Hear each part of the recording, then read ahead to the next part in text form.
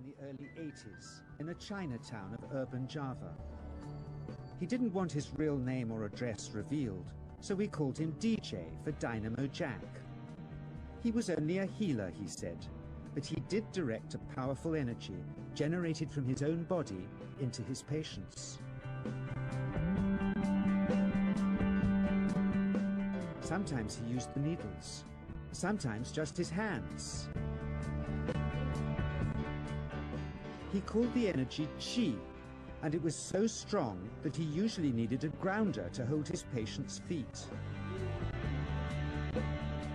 For years we followed him around Java on his healing rounds, pleading to be allowed to film him, but he always refused, saying his powers resulted from a type of meditation with an ancient tradition of secrecy. It was only when my brother Lorne was suffering from a serious eye infection that he finally allowed us to film him in 1987. It was nothing like any acupuncture I'd ever had. I was getting really powerful electric shocks and couldn't control my movements at all. Yin yang, positive and negative, you know. And my positive from here and my negative from here. And we meet together, this can get like electricity. And is this because you're special? You have a special sort of no, it's meditation every day. It's meditation that does it? Meditation every day. Like you can touch me, like this. It's nothing, okay? It's my burn.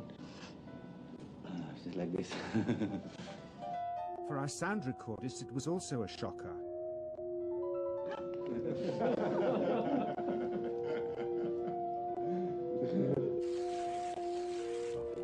He then took our newspaper outside and showed us how Qi can also be used to set things on fire.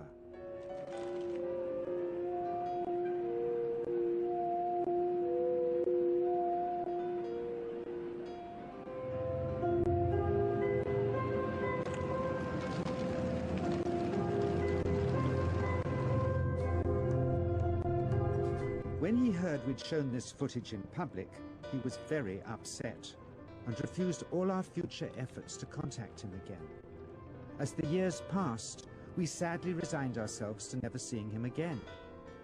My brother Lorne never did, for by 1997 he was already dead, when I again found myself with DJ, now treating me for an eye problem. But it wasn't this that brought me back. He had tracked me down out of the blue and invited me to tell me a story. He had just returned from 2 years on a deep meditational journey, alone in the heart of Borneo.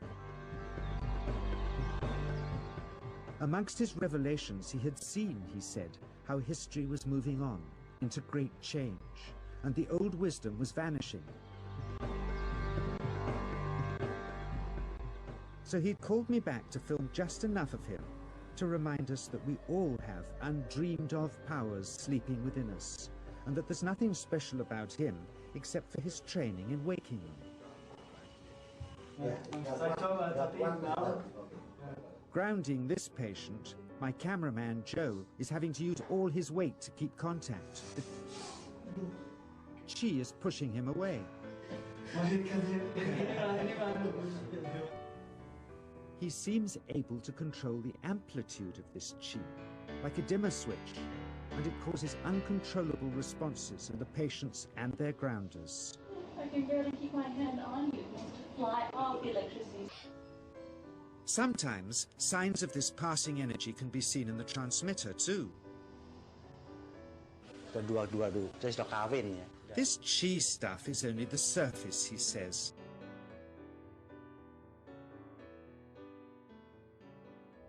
And it's the proportionate mixture between yin and yang which accounts for different effects, like pulling or pushing objects or igniting them. Then he gets really strange. He says that mastering yin qi is the key to the spirit world. It's the key to the spirit world. Key to the spirit world.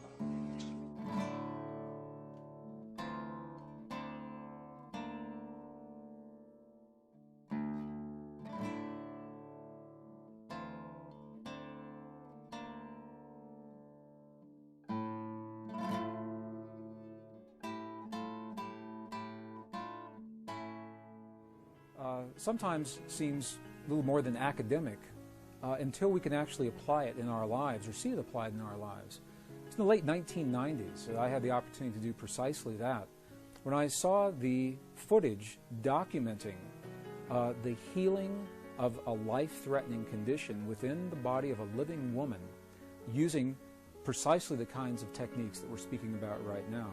For me, it was this kind of information that took this lost modality of prayer out of the realm of academics and into something that was very real that we can apply in our lives. I had the opportunity during that time to see some video footage of the healing of a 3-inch diameter bladder cancer inside the body of a woman who, by Western medical standards, had been diagnosed inoperable. She had gone, as a last resort, to a medicineless hospital in Beijing, China. It was in this medicineless hospital where they began simply by addressing the life-affirming ways that she could change how she was living her life. They taught her life-affirming ways to breathe and life-affirming ways to nourish her body, gentle movements to stimulate the energy centers in her body. And as she was doing these and strengthening her body, at one point it made sense to undergo a process. Now I'd like to share this. I'd like to describe it to you as a very potent example of how the feeling world inside of our bodies has a direct effect, in this case a very graphic effect, on the world beyond our bodies. So in the video documentation, the film shows a woman lying on in a hospital room. She's fully awake, she's fully conscious, she believes in the process that's about to happen. Before her, there is an ultrasound technician who is running an ultrasound wand over her lower abdomen that we can see on a split-screen television. And on the left-hand side of the screen, they do a snapshot, a freeze frame of an instant in time for reference, so we can see what her condition looked like in that instant in time. On the right-hand side of the screen, we are able to watch real time as 3 practitioners stand behind her, working with the energy in her body and with the feelings in their bodies. And what they do is they begin to chant a word that to them they've agreed upon, that reinforces the feeling within them that she's already healed. The chant essentially says, already healed, already done. And as they begin to have this feeling and to say these words among themselves, on the computer screen, on the television screen, we can watch in real time this cancerous tumor as it disappears in less than 3 minutes real time. It's not like time-lapse on a documentary where you see a rose unfold in 30 seconds in something that normally takes days. This literally happens in less than 3 minutes. Her body responded to the feelings of the practitioners who were trained to have the kinds of feelings that they were having. And all they were feeling was the feeling of what it feels like to be in the presence of a woman who is already healed, fully enabled, fully capacitated. They were not seeing her as a woman who was sick, and they weren't saying, bad cancer, you've got to go away. This is an image from an ancient Sanskrit text. It shows the energy centers of the body, the chakras. I know you all are familiar with chakras. They say that thought happens in the upper chakras, right here. This is thought. This is where we imagine the quantum possibility. The emotion happens in the creative center, in the lower chakras. This is emotion. And they say our emotions are only 2, love, fear. Love and the opposite of love. So when we think a thought in our mind, we fuel that thought. We give our thought life through the love or the fear that we place into the thought. And when we do that, we create a feeling. And now we have a definition for feeling. Feeling is the union, the marriage of emotion and thought. What we think of a possibility and our love or our fear of that thought. Does that make sense? Is that good? This is important because we're going to use this. Does this make sense? Okay? What is the one energy center in the body that does not have the circle? What is the one center that we have not talked about here? Precisely, the heart. Feeling happens in our heart. Feeling doesn't happen in the mind. Feeling doesn't happen in the lower, well, a little bit, but not much in the lower centers. Feeling happens in our heart. Feeling and belief are connected. Feeling and belief. So in our hearts, we have hate, sadness, joy, compassion. These are feelings. These are not emotions. To have hate, sadness, joy, compassion, we must have a thought, and then the love or the fear for that thought that creates these feelings. So now we have a definition of feeling. Feeling is the union of thought and emotion. When we see your prayers on the outside, what's happening on the inside? And his answer was this. He said, you've never seen our prayers, because a prayer cannot be seen. He said, what you see are the things that we do to create the feeling in our body. The feeling is the prayer.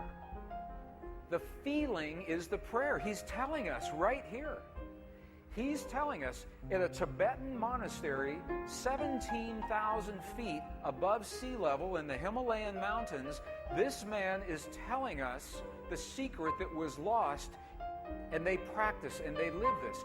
Feeling is the prayer. Then he turned the question around and asked me. He said, how do you do this in your culture? The words are not the prayers. Loosely translated means already happened. It's already done. In their mind and in their heart, they're coming from the place that the healing has already happened. Not that it's going to happen, and not that it's about to happen, or that it's a long, slow happening, that it has already happened. And this is important because the field of energy that we are about to discuss is a mirror. A mirror, it reflects our feeling of what we are experiencing in the moment.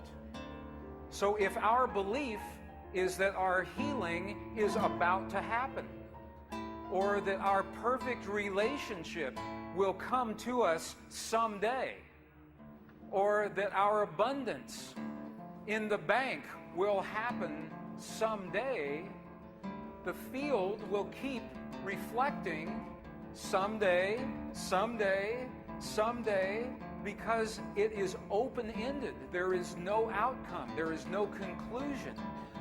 This is a very subtle, very powerful understanding of how this field works.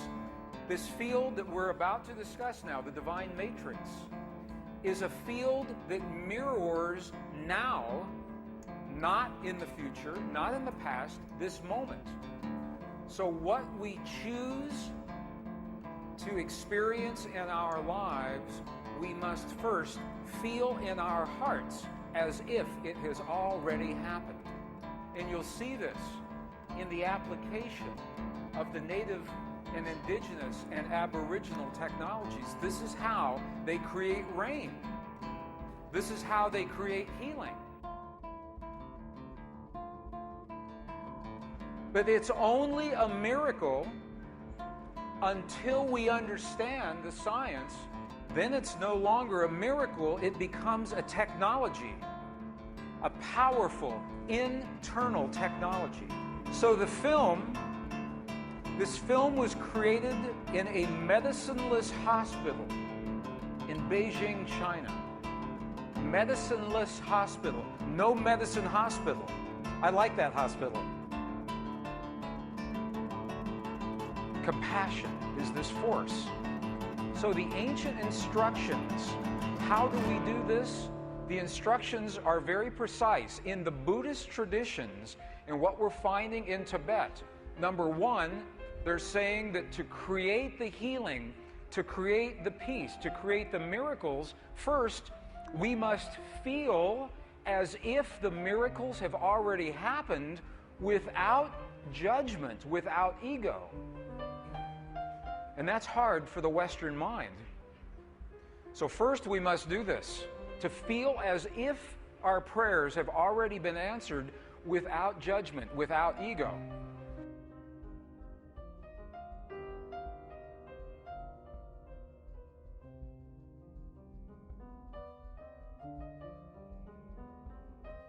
The discovery was 40,000.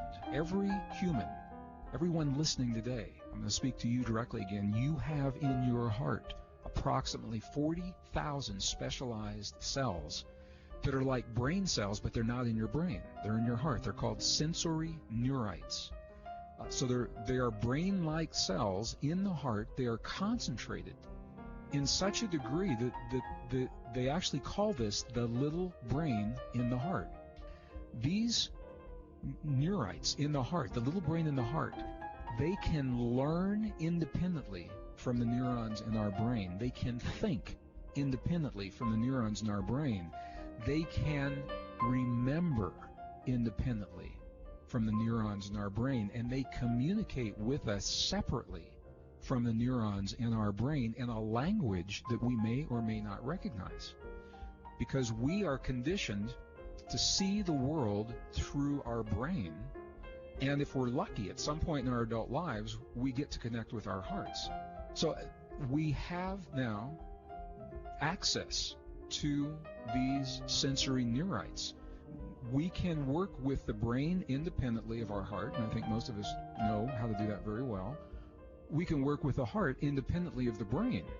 When we marry the heart and the brain together, when we harmonize the heart and the brain, this is the extended neural network that makes us different from all other forms of life. This is where our deepest empathy, compassion, intuition comes from. So when we are able to harmonize the little brain in the heart with the big brain in the head, we can do that. Heart-brain harmony. So many benefits, and they're different from one another. But for example, we can process information very, very quickly. Really fast information recall. And it makes sense. Here's the reason why.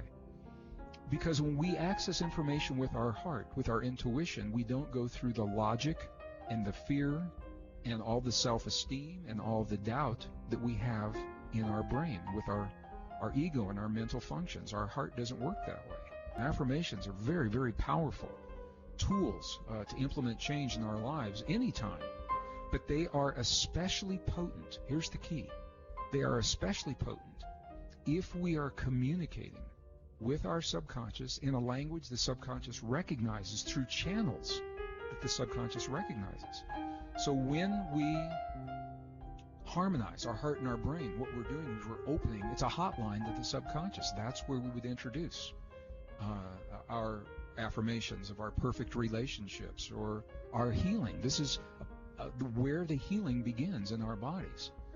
Extraordinary states of intuition, deep intuition, are available through this harmonizing of the heart and the brain. And there are three key steps to harmonizing the heart and the brain. And the first one, it sounds obvious, and there may be a little bit more to it than what we've been led to believe. It is, I'm inviting you to shift your awareness from your thinking mind into your heart. We are so conditioned to being in our mind that sometimes when we're asked to do that, we say we're in our heart, but we're still in our mind thinking about it. So what I'm going to invite you to do is something I've learned from my indigenous friends all over the world, shamans, yogis, monks, nuns, abbots in the monasteries, and they all do the same thing. I'm going to invite you to gently touch your heart center in a way that's comfortable for you, because your awareness will always go to the place on your body where you feel the touch, where you feel the sensation. So in whatever way is comfortable for you to touch your heart center now, that will draw your awareness, and that will promise that you have shifted from your mind into your heart. It's step number one. And just allow your awareness to move to the place where you feel that touch.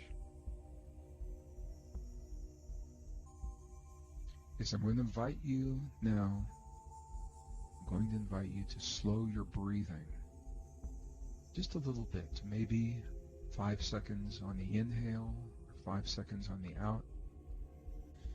This sends a very, very powerful signal to your body. The first signal, shifting from your mind to your heart, that says, I'm turning my attention inward. That's powerful. The only time you would breathe this way is when you are in a place where you feel safe. And that frees your body.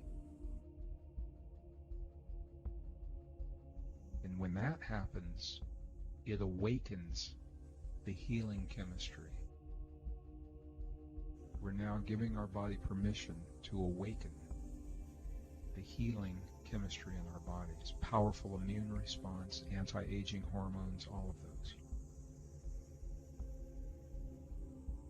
So we're breathing a little slower from the place where we feel the touch, telling our body we're safe.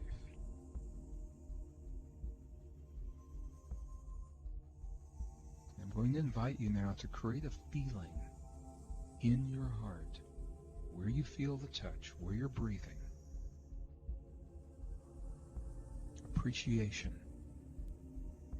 for anything or anyone. Gratitude or compassion. To the best of your ability, feel those feelings as you breathe from your heart center in the place where you feel the touch.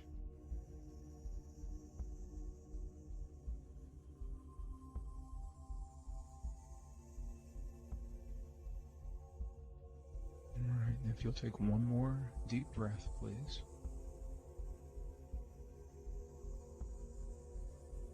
And as you release that breath, what I want you to know is this act, this very ancient, very primal act, it is the key to the deepest truth of who you are as an individual, who you are in this world.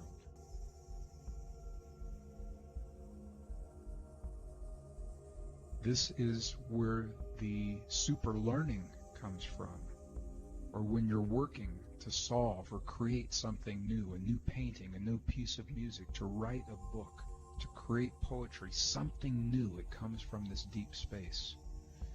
This is the process that gives you resilience to a changing world and allows you to embrace change in a really healthy way.